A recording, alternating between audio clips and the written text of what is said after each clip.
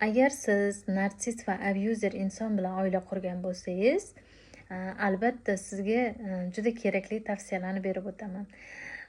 Bunday insonni qancha diqqat e'tiboringizni tortishga harakat qilmasin, olqishlab, maqtab, e'tirof etib, har doim hamma ishini rag'batlantirib yurishga harakat qilmang.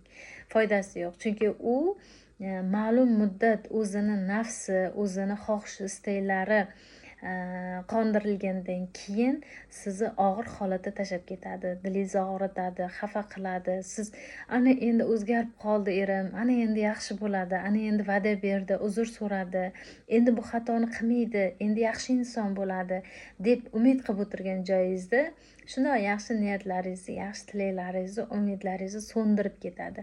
Shuning uchun bunaqa insondan hech narsa kutmang, bunaqa insondan umid qilmang.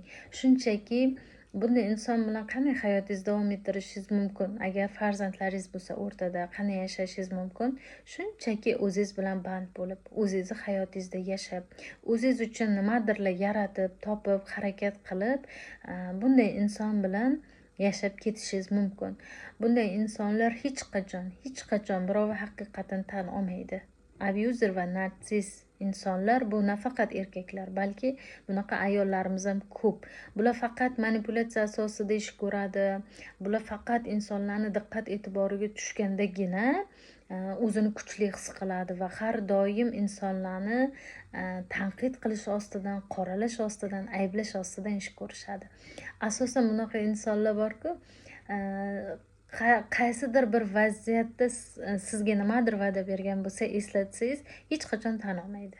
O'zi aytgan, va'da bergan narsasini hech qachon "men aytmaganman, men unaqa gap aytmaganman, men va'da bermaganman" degan holatda turishadi. Shuning uchun bunaqa insonlarga ishonib umidingizni so'ndirganingizdan ko'ra ishonmang.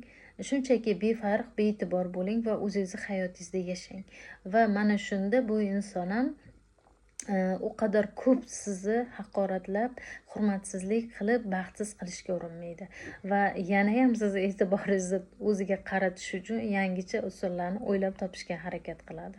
Va men o'ylaymanki, narsist va abyuzer insonni hech qachon o'zgartirib bo'lmaydi. Bunday insonlarni toki qalbiga solmasa, o'zi bir kun ilm olib, ochilib o'zgarmasa, bunaqa insonga qanday yaxshilik qilsangiz ham foydasi bo'lmaydi.